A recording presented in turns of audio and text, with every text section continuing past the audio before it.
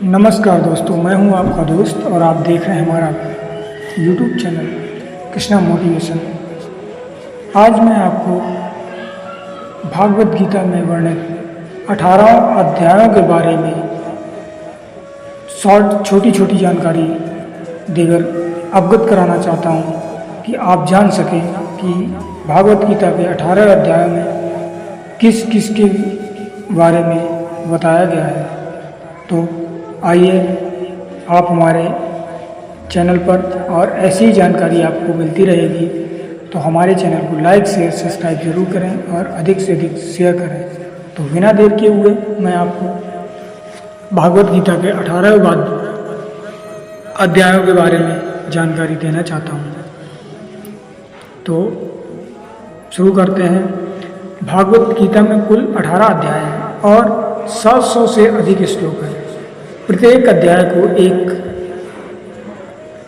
Chapter या पृष्ठ के रूप में जाना जाता है और प्रत्येक अध्याय एक विशेष विषय पर केंद्रित है। यहाँ गीता के अध्यायों की सूची दी गई है और इसमें से प्रत्येक का संक्षिप्त वर्णन मैं आपको करके दिखाता हूँ। भगवान श्री कृष्ण प्रथम अध्याय में अर्जुन को विषाद योग के बारे में बताते हैं, जिसमें भगवान श्री कृष्ण अर्जुन को समझाते हैं।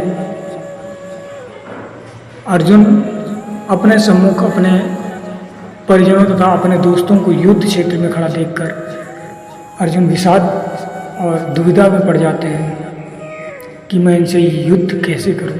उसी के बारे में अर्जुन की दुविधा और शोक का वर्णन जब वह अपने परिवार के सदस्यों और दोस्तों को युद्ध में देखते हैं तो पड़ जाते हैं। उसमें दुविधा का दूर किया गया है।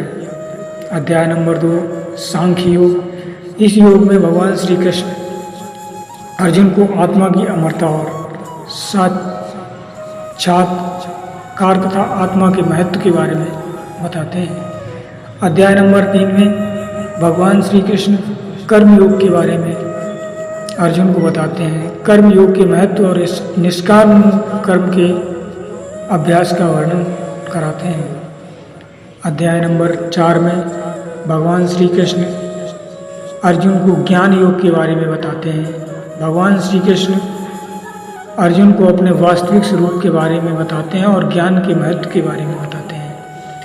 नंबर 5 इस अध्याय में कर्म संन्यास योग। इस अध्याय में भगवान श्री कृष्ण अर्जुन को कर्म और संन्यास के महत्व का वर्णन कराते हैं। अगला अध्याय 6, इसमें ध्यान योग। भगवान श्री कृष्ण अर्जुन को ध्यान योग के बारे में बताते हैं और ध्यान और एकाग्रता के महत्व का वर्णन कराते हैं। अध्याय नंबर 7 में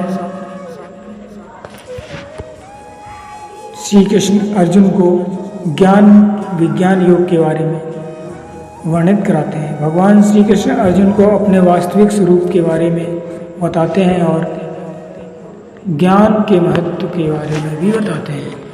भगवान श्री कृष्ण बताते हैं ज्ञान और विज्ञान का क्या महत्व है। अगला अध्याय 8 है। इसमें भगवान श्री कृष्ण अक्षर ब्रह्म के बारे में बताते हैं। अक्षर ब्रह्म और परमात्मा के रूप का वर्णन कराते हैं। अध्याय नंबर 9 में राज विद्या तथा राजगुह योग के बारे में अवगत कराते हैं। भगवान श्री कृष्ण अर्जुन को राज विद्या तथा राजगृह योग के बारे में विस्तार से वर्णन कराते हैं।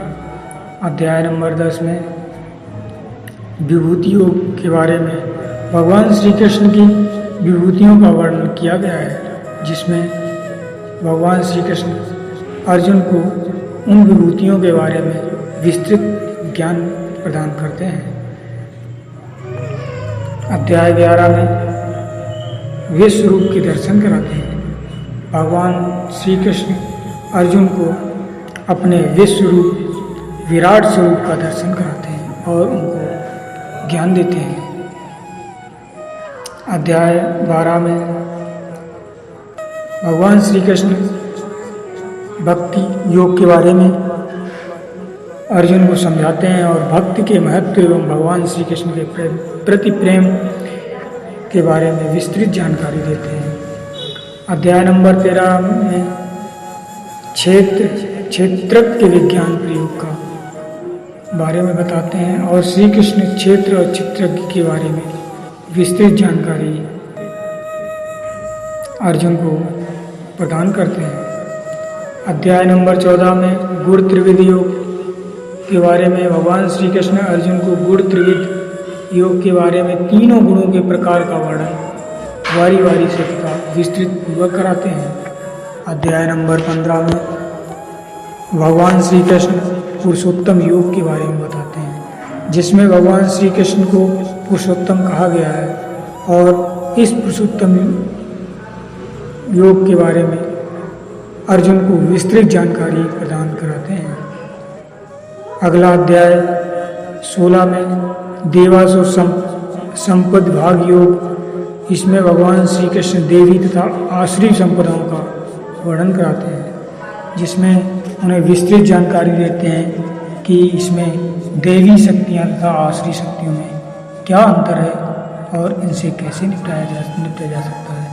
अध्याय नंबर 17 में श्रद्धत्र विभाग योग, जिसमें श्रद्धा के तीनों गुणों का वर्णन कराते हैं।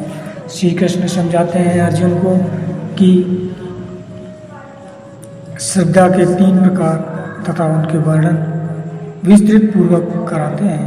अध्याय नंबर 18 में मोक्ष संन्यास योग, जिससे मोक्ष की प्राप्ति की जा सके, इसके बारे में भगवान श्री कृष्ण अर्जुन को मोक्ष और संन्यास के महत्व का वर्णन कराते हैं। इस सूची में बताए हुए हमारे अध्यायों की संक्षिप्त जानकारी आपको अच्छी लगी।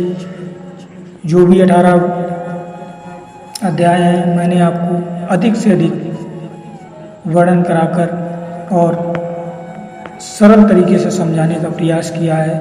यदि आपको हमारा चैनल अच्छा लगे तो लाइक शेयर सब्सक्राइब जरूर करें और इस छोटे से यूट्यूबर को अपना सपोर्ट दें और कमेंट बॉक्स में जय श्री कृष्ण लिखना ना भूलें। श्री राधे राधे, जय श्री कृष्ण। तब तक के लिए जय श्री राधे।